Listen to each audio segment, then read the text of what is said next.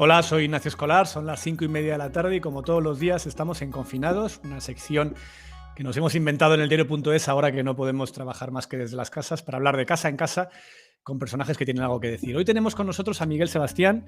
Buenas tardes, Miguel, ¿cómo estás? Buenas tardes, Nacho. Tú has sido una de las poquísimas personas en España que diste la voz de alarma sobre la COVID-19 cuando nadie más lo hacía. ¿Qué te hizo ser consciente de la gravedad de la situación que teníamos por delante cuando nadie más lo pronosticaba así? Pues la alerta me la dio un amigo que vive en China y que había venido en Navidades, le estuve viendo en Navidades y se tenía que volver a China y me dijo, no me puedo volver. Y digo, ¿y eso? Porque hay un brote epidémico y han cerrado los vuelos, ¿no? Y entonces empecé a seguirlo porque a mí siempre me ha fascinado esto de las epidemias y las pandemias por motivos personales que ya he contado muchas veces y entonces pues empecé a seguirlo, a recopilar datos y tal y lo que no me esperaba nunca es que llegara tan rápido a España. Estaba seguro de que iba a llegar a Europa, pero siempre pensé que entraría por el norte, por Alemania. No sé por qué, nunca me imaginé esta conexión italiana y luego española, ¿no? ¿Por qué crees que España es hoy uno de los países con más afectados? ¿Se tomaron muy tarde las decisiones? ¿El virus entró por aquí? ¿Tenemos algún tipo de factor que explique por qué con Italia somos uno de los dos países en Europa que peor lo está llevando? Esto lo tendrán que explicar en el fondo los, digamos, epidemiólogos, los expertos, ¿no? Parece ser que entró por Italia porque hay una relación muy estrecha entre Wuhan y Milán, por la Mm, industria del calzado, ¿no? Incluso tenían vuelos directos. Entonces, claro, al tener vuelos directos de Wuhan, ya. eso entró como un chorro, ¿no? Y de Milán o de Italia pasó a España pues por muchos motivos, entre otras cosas que tenemos cientos de miles de visitantes italianos en enero y en febrero, ¿no? Mm, Si se actuó tarde, yo creo que sí, yo creo que los chinos nos han enseñado cuatro cosas, ¿eh? La primera es, hay que actuar pronto. Ellos, de hecho, actuaron cuando habían llegado a los 2.000 casos mm, y los últimos 1.000 en un solo día, y ahí se asustaron y confinaron Wuhan, pero de hecho confinaron a buena parte del país inmediatamente. Y yo creo que esa fue la primera enseñanza. No, no, hay que actuar pronto, lo cual es muy difícil, ¿eh? Porque esto es como la burbuja inmobiliaria. Actuar pronto cuando tienes pocos casos, confinar a todo el país es muy, muy ya. complicado de hacer. Yo creo que ahora sí lo hemos aprendido, ¿no? Lo segundo es que hay que confinar estrictamente. Y yo creo que, fíjate, voy a decir algo que te va a sorprender. Yo creo que en España no hemos sido suficientemente estrictos. Yo creo que hemos sido estrictos en lo personal, pero no en lo, digamos, económico, ¿no? A pesar de la brutal caída del PIB, yo creo que solamente hemos sido estrictos en la Semana Santa. Ahí sí que confinamos de verdad, ahí sí que paralizamos la actividad económica. Lo tercero es que hay que tener una salida gradual y bien ordenada y objetiva. Y lo cuarto es que tienes que tener un sistema de alerta que a la que tengas Mm. un pequeño rebrote, actuar rápidamente y atajarlo, ¿no? Yo me temo que las cuatro lecciones no las hemos aprendido del todo. Decías que no nos hemos confinado del todo y que teníamos que haber sido más duros. ¿Qué crees que se hizo mal en ese sentido? ¿Que teníamos que haber hecho un confinamiento más estricto durante más tiempo en vez de unos aunque nos parezca muy duro en el ocio? Es cierto que hay muchísimas actividades que siguen abiertas todavía. Claro, porque es que digamos, la lista inicial de actividades esenciales es que era un poco, casi causaba risa, ¿no? Desde las peluquerías a los notarios, por supuesto, los bancos, las obras, la buena parte de la industria se consideró esencial, ¿no? Y creo que eso fue, digamos, un exceso, ¿no? Sobre todo porque buena parte del contagio ocurre en el transporte público, ¿no? Yo creo que actuamos tarde, eso es evidente que actuamos tarde porque esperamos a los 6.000 casos y eso es mucho y además no fue demasiado estricto al principio. Luego ya sí, la Semana Santa yo creo que se fue el golpe definitivo, casi definitivo al virus y ahora estamos viviendo un poco de las rentas de esa Semana Santa. Pero es verdad que la primera semana de marzo esto era un desmadre probablemente de contagios y no solamente por la famosa manifestación del 8M, sino muchísimos actos más y no se actuó a tiempo, desgraciadamente, ¿no? Mm. Tú, desde luego, llevas avisando de esto desde mucho antes, porque fuiste de las primeras voces que públicamente se mostró a favor de no celebrar el Mobile Congress, cuando entonces todo el Sí. mundo defendía que había que hacerlo y que era muy importante la actividad económica Y en ese debate en el que ahora está todo el mundo de la economía y la salud, tú rápidamente dijiste que no tenía sentido celebrar ese evento. Sí. Ahora hablamos del debate porque yo no comparto que haya dilema economía-salud, pero bueno, creo que eso sí es verdad que cuando me llamaron, cuando yo lo dije en el Rojo Vivo, los organizadores del Mobile me llamaron. Y, Sí. claro, se acordaban de mí y dicen, oye, tú eres el padre de la criatura porque nosotros conseguimos el Mobile en el año 11 para Barcelona, ya digamos definitivo, y se sorprendieron mucho. Y digo, no, es que yo creo que no estáis en condiciones de hacer en febrero esto porque yo ya veía lo que estaba pasando en China. China tenía que tener, yo pensaba sobre todo en China tenía que tener un peso muy importante en el mobile y estaba claro que no podían venir, ¿no? A un sitio donde vienen decenas de miles de personas pegadas a una feria impresionante a celebrarse a mediados finales de febrero, ¿no? Y entonces, bueno, ellos tomaron la decisión de no hacerlo y fueron duramente criticadas y salieron, me gustaría que alguna hemeroteca lo recordara, voces muy importantes del país a decir no hay ninguna razón sanitaria para prohibir o cancelar el mobile. Y eso yo creo que fue muy injusto con ellos porque al final acertaron. Claro, bueno, yo recuerdo perfectamente, por ejemplo, a Isabel Díaz Ayuso, que no solamente no pedía que lo cancelaran, sino que pedía trasladarlo a Madrid y se ofrecía a trasladarlo a Madrid. Exactamente. Ahora está diciendo que fueron varias semanas antes que el gobierno. ¿Qué te está pareciendo la actitud de la oposición en el gobierno central, el gobierno autonómico y algunos gobiernos autonómicos más por parte del Partido Popular? Pues yo creo que es verdad que quizás haya falta de diálogo por las dos partes, ¿no? Pero la actitud, digamos, de la oposición, lo que es en el Parlamento, no me parece razonable, porque yo creo que el país está esperando que todos vayamos de la mano, ¿no? Tanto durante el confinamiento, que ha sido muy duro, como en la desescalada, que también debería ser pactada, porque si no, luego va a ser muy fácil a posteriori. ¿Por qué habéis hecho esto? Se tenía que haber hecho así, se tenía que haber hecho así. Y luego en la llamada reconstrucción económica, que deberíamos estar todos aportando ideas, ¿no? Vamos En la por Comunidad partes. de Madrid, sí, la Comunidad de Madrid, pues bueno, yo creo que la Comunidad de Madrid va muy por detrás de los acontecimientos y me parece que no tiene un plan. A mí la idea que me dan es que no tienen exactamente un plan sobre esto, ¿no? Te podrá gustar más o menos el plan del gobierno, pero el gobierno tiene un plan y algunas cosas ahí me gustan, otras no, y siempre lo he criticado, pero es que en la Comunidad de Madrid yo no veo ningún plan. Si lo tienen, yo desde luego no lo conozco, ¿no? ¿Estaban preparados para pasar a la fase 1? Tú que estás mirando datos todo el tiempo, ¿te parece que Madrid estaba preparado para pasar a la segunda fase? Es que no conozco los datos técnicos, digamos, sanitarios, ¿no? Pero a mí luego me parece que una comunidad que tiene en los últimos 14 días más de 1.000 casos diarios de media, porque aquí estamos siempre mirando el día a día, pero tenemos que ir un poquitín más atrás, ¿no? Claro. Los chinos utilizaron el 14-0, que es 14 días consecutivos sin casos, ¿no? Entonces, claro, aquí tenemos en los últimos 14 días 1.000 casos diarios de media, ¿no? Es una barbaridad. Entonces, yo creo que no solamente con ese dato, yo no lo veía para pasar a la fase 1 y lo sigo sin ver todavía, sinceramente, aunque ya sé que es muy duro decir esto. Y con esos datos tan malos y viendo que vamos a pasar a la fase 1 en muchas autonomías, ¿tú crees que vamos a poder, que tenemos el riesgo real de un rebrote en unos meses, que podemos volver atrás y tener que volver a confinarnos? Bueno, yo espero que no. Yo creo que el confinamiento no se vuelva a repetir, ¿no? Para eso necesitamos dos cosas. Primero, un sistema de rastreo de los nuevos casos. Lo que pasa es que esto lo hacen los chinos o los coreanos cuando parten de cero. Tú si partes de cero casos, cualquier caso es nuevo, pero si partimos de 400, como tenemos ahora, yo no sé lo que quiere decir un rebrote en España. Si tenemos 400 casos nuevos diarios, en China sé lo que quiere decir. 20 casos de repente en un día es un rebrote. En Corea, 20 o 30 casos en un día un rebrote. Pero en España, ¿qué quiere decir un rebrote si ya tenemos 400 casos? Brote, sí. Es que estamos en pleno rebrote, en plena epidemia, ¿no? Entonces es un poco difícil, ¿no? Y lo segundo, tiene que haber un mecanismo de alerta y de acción, de reacción muy rápida. Es decir, una vez detectes dónde está el caso, el rebrote, rastrear a todos sus contactos y testearlos. Necesitamos muchos test para la fase esta y, por supuesto, confinarlos a aquellos que den positivos, ¿no? Pero para eso se necesita de verdad una muy buena infraestructura de rastreo y de seguimiento y de test, que yo creo que ahora mismo no tenemos. Por eso yo creo que estamos jugando un poco con fuego. Decías antes que es una falsa dicotomía esto de poner en la balanza la economía y la salud. ¿Por qué crees que no se pueden comparar ambas cosas? ¿Por qué son complementarias? Porque al final la economía irá bien si la salud va bien. Y lo estamos comprobando. Realmente el daño económico no es el cierre del PIB, el cierre de la caída del PIB, es la duración de la crisis vírica.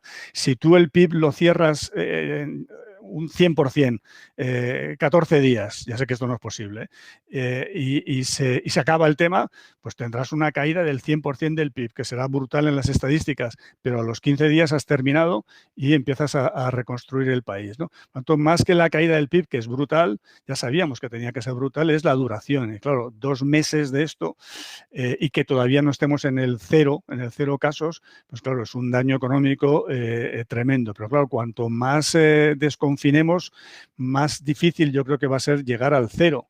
Y entonces eso tenemos no solamente el riesgo de rebrote, sino el riesgo de que nos etiqueten como país que no sea limpio, ¿no? Por En ejemplo, efecto, turismo, esto tiene muchas consecuencias. claro, yo miro en las estadísticas internacionales, que no son las mismas que las del Ministerio de Sanidad, pero es las que mira todo el mundo, las famosas internacionales de Worldometers y otras. Ahí nosotros salimos todavía con 1.800 casos al día.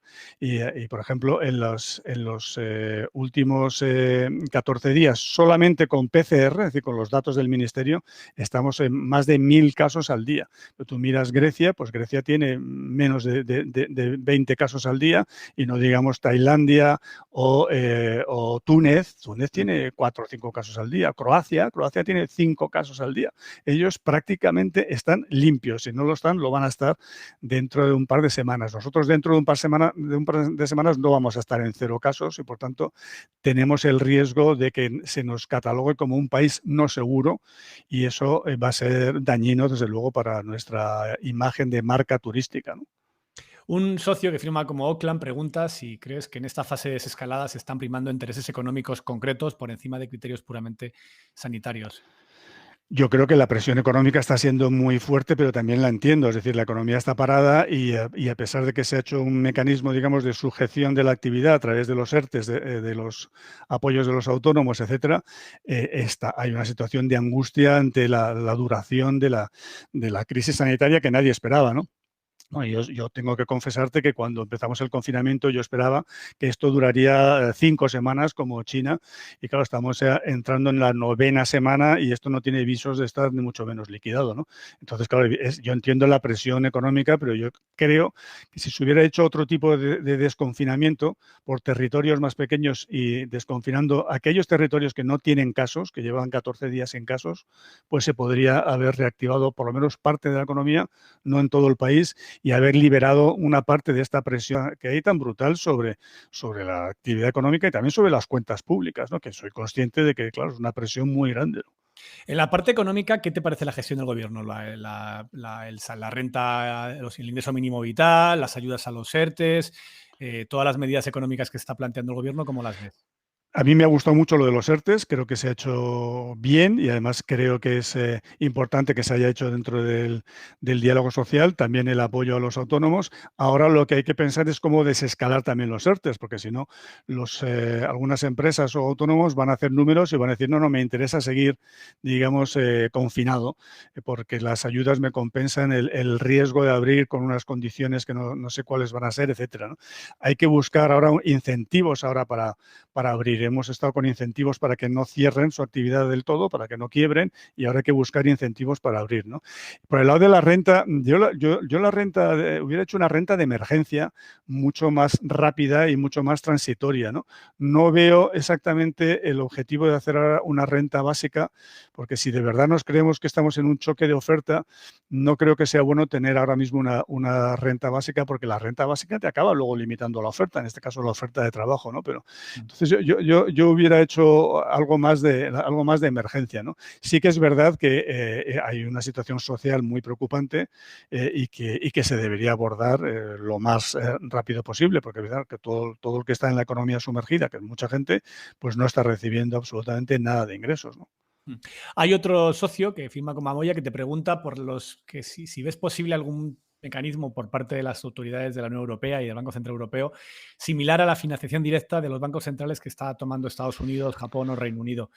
¿Eso es posible en Europa con el peso de Alemania y las cortapisas que suele poner Alemania a esas medidas? Aquí hay 2 partes. Una, la voluntad política de que se haga, y la otra es la capacidad técnica de que se haga, ¿no?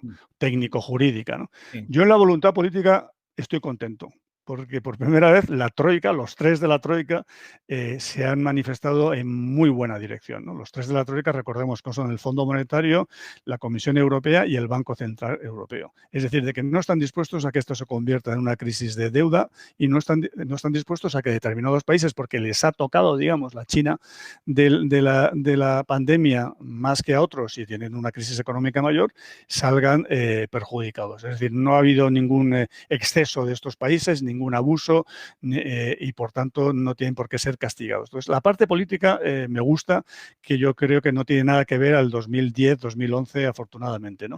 La parte técnica me preocupa porque es que el Banco Central Europeo, y esto es algo que habría que reformar aprovechando esta crisis y pensando en futuras crisis, futuras pandemias o ataques terroristas o crisis nuclear o vete tú a saber qué, o catástrofe natural, el Banco Central Europeo debe tener un mecanismo de financiación rápida, o sea, monetizar, como tiene la Reserva Federal o el Banco de Inglaterra, gasto público de los países sin que incurran en deuda. Y yo creo que esto, ya sé que es un anatema para muchos, pero yo creo que es algo que se debería modificar en el tratado para que el Banco Central Europeo pueda tener este mecanismo, digamos, de financiación rápida a los países y que no tengan la angustia de que, bueno, ahora nos tenemos que endeudar y no puede ser tal. Creo que falta esta reforma, ¿no? Pero hay formas a través de compras pactadas, digamos, en el mercado secundario de la deuda que emitan los países, que podrían ser no exactamente lo mismo, pero parecido a que el BCE compre en el mercado primario todo lo que emitan los países como consecuencia de esta crisis vírica, ¿no? Y eso yo creo que es que esas fórmulas hay que buscarlas. Hay artículos en el tratado que te permiten hacer eso. Un socio o socia, no lo sé, porque firma como a lo Sabel, pregunta por lo siguiente. Circula por las redes que la Unión Europea le exige al gobierno medidas de ajuste para conceder el préstamo, rescate, ayudas y que el gobierno planea bajar sueldo de funcionarios y las pensiones. Llegan a decir hasta un 30%. Sé que esto es un bulo, pero ¿existe el riesgo de que sea un rescate condicionado como fue el anterior cuando la crisis de la banca? ¿O esta vez no va a ser un rescate condicionado a recortes? Desde luego, si es una ayuda condicionada a recortes, vamos mal. Sí, volveremos a repetir el error del 2010-2012, que estuvo a punto de costar la existencia del euro, ¿no? Y aquí tenemos un problema, y es que, claro, en la anterior crisis de 2008, nosotros, España, recuperamos el PIB en el año 2017. Fueron prácticamente 10 años, ¿no? El PIB del 7 lo recuperamos el 17, ¿no? Estados Unidos lo recuperó en 3 años, Alemania en 4 años, nosotros en 10 años. Pero es que Italia todavía no lo ha recuperado. O sea, Italia ha entrado en esta crisis vírica sin haber recuperado el PIB de antes de la crisis del 2008. Entonces, Italia está en una situación realmente límite en términos económicos y, por tanto, yo creo que esta vez, si esto desemboca en una crisis de deuda, esto será el final del euro y quién sabe si de la Unión Europea. Entonces, yo estoy seguro de que eso no va a ocurrir. ¿Que vamos a salir con mucha deuda y que algún día habrá que pagar? Por supuesto. Esto pasa a todos los países cuando tienen una catástrofe, una guerra, se endeudan y luego lo pagarán o lo acabarán pagando. Pero lo que no es de recibo es que esto lo paguemos en plena crisis, digamos, vírica, que son los recortes en plena recesión. O sea, si nos van a poner recortes en plena recesión, entonces es que no han aprendido nada y entonces será, creo, no radical plantearse la permanencia en el proyecto. Hay un socio que firma como Escalope que pregunta algo muy básico de economía, pero que seguro le sabes contestar. Dice, soy de ciencias y nunca entendí bien la economía, utilizan unos conceptos un poco elásticos para su gusto, y pregunta si España va a necesitar una inyección económica para paliar los efectos de la crisis y tendrá que recibir dinero de Europa, pero esto es una pandemia mundial que afecta globalmente, todos los países van a necesitar de inyecciones económicas. Se pregunta, ¿de dónde sale este dinero? ¿Lo tenía alguien guardado? ¿Lo pintan? Claro, ese dinero sale de dos posibles sitios. Uno del futuro, que es la deuda, lo que hemos llamado toda la vida deuda, es traernos dinero del futuro. Sí. Y en el futuro todo esto se resolverá, las economías volverán a crecer, generaremos ingresos y pagaremos la deuda, es lo que es la deuda, traernos ingresos del futuro. Y la otra vía son los bancos centrales, es decir, los bancos centrales tienen en principio una capacidad ilimitada de de crear dinero y, Pintar dinero, vamos. y de inyectar dinero, ¿no?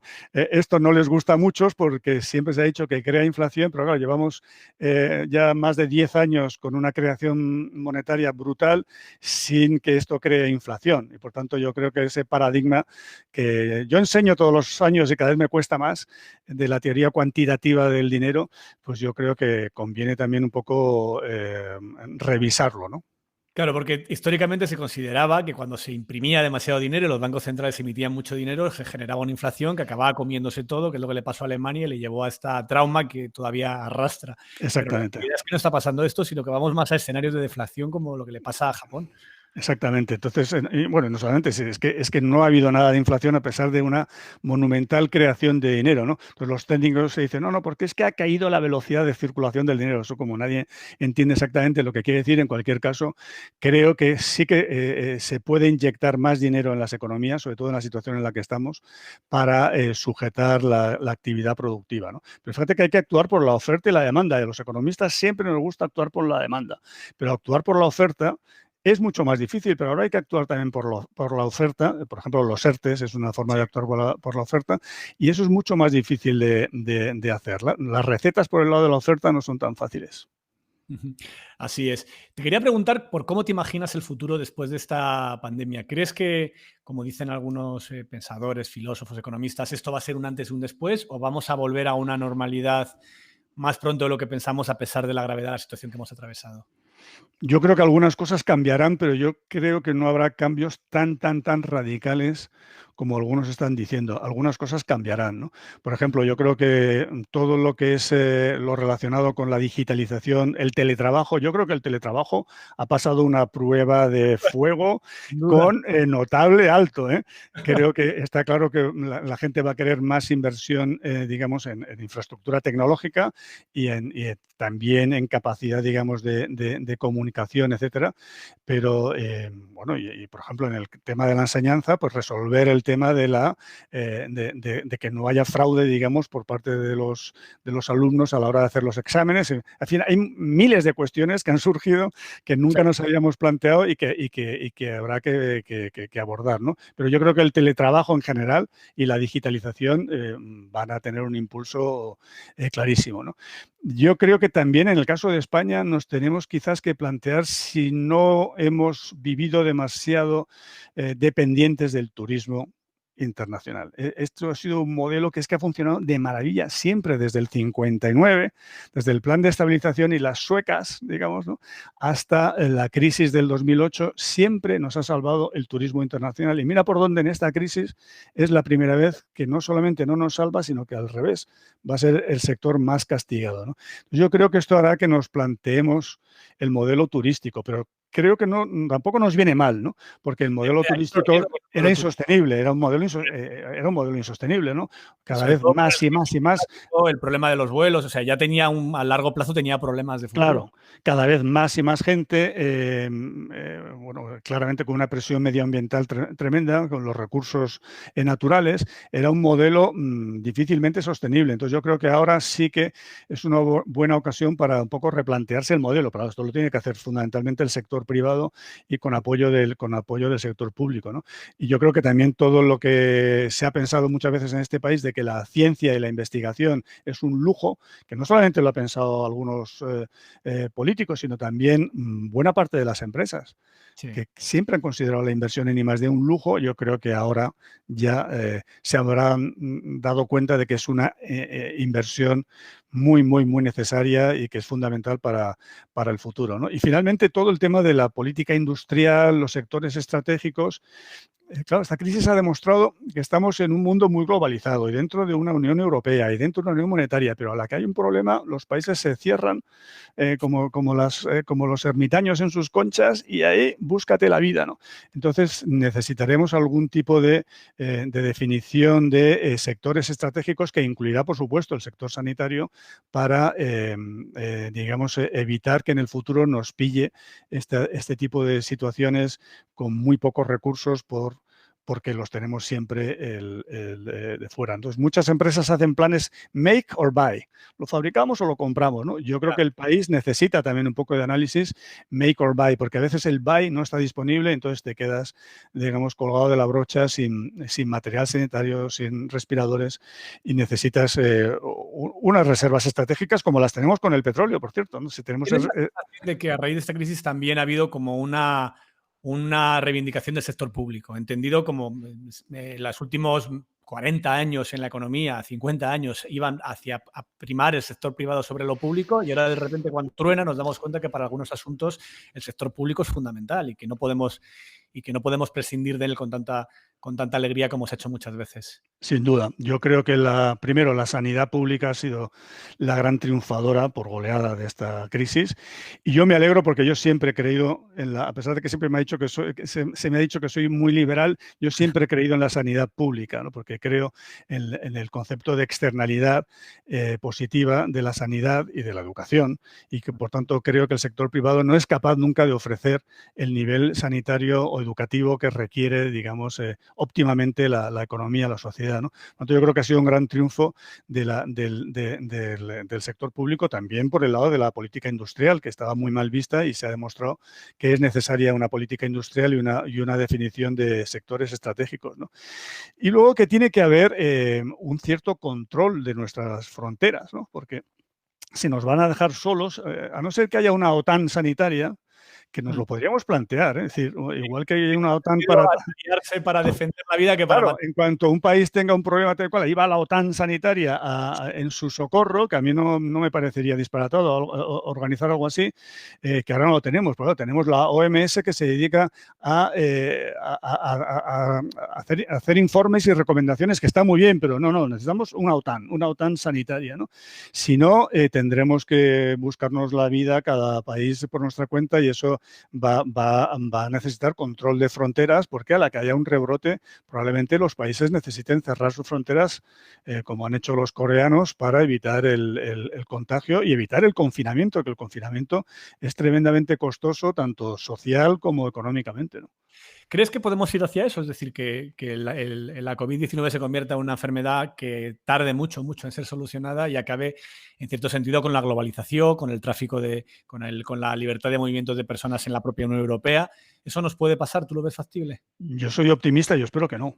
Yo espero que no. Yo creo que claro, yo recuerdo cuando los ataques del 11 de septiembre, recuerdo, yo trabajaba en un banco, como digamos director de estudio de un banco y tal y cual, y decían algunos del banco: esto es el final, esto es la Tercera Guerra Mundial, la gente no volverá a ir en avión nunca.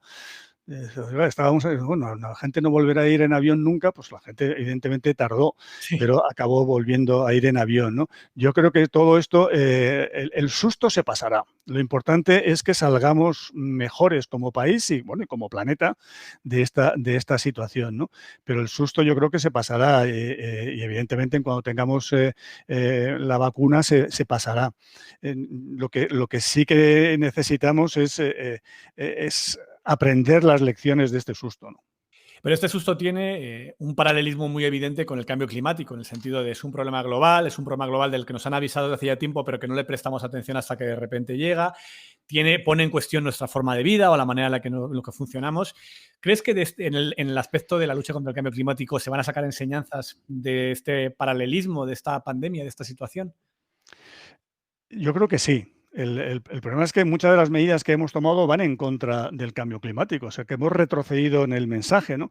Por ejemplo, hemos estado convenciendo a la gente: por favor, utilizar el transporte público, y si no, el coche compartido, tal, y si no, pues si vais en coche privado, pues ir muchos en el coche, y os damos gratis el peaje si vais varios en el coche. Hemos pasado de esos mensajes a: no se os ocurra ir en transporte público, ni se os ocurra los coches compartidos, y solos en el coche. Entonces, claro, la gente pues dice, bueno, es que han cambiado completamente los mensajes. Entonces, la gente se tendrá que readaptar, ¿no? Por no hablar de todo desechable, plásticos por todas partes, todo envuelto en plástico. Claro, le estamos haciendo un golpe al medio ambiente considerable que habrá que retomar, ¿no? Entonces yo creo que parte de la desescalada y de la reconstrucción económica tiene que ir también en esa dirección de retomar lo que está pendiente desde hace tiempo en la lucha del cambio climático, ¿no? Porque evidentemente con todo el tema de los residuos, que me gustará ver los datos de los residuos, que tienen que ser brutales, yo creo que le hemos pegado un buen golpe negativo, digamos, al medio ambiente, a pesar del buen golpe positivo de haber dejado de emitir durante 2 meses y de ensuciar el aire y los mares, ¿no? Bueno, así es, ojalá sea así. Te doy las gracias, Miguel. Muchísimas gracias por este encuentro. Ha sido de verdad interesantísimo y gracias a todos vosotros por participar en estos confinados con el diario.es. Mañana estaremos aquí a las 5:30 y estaremos con una periodista, Pepa Bueno, de la cadena SER, que estará con nosotros mañana a partir de las 5:30. Muchísimas gracias y gracias, Miguel. Hasta otra. Gracias a todos y suerte.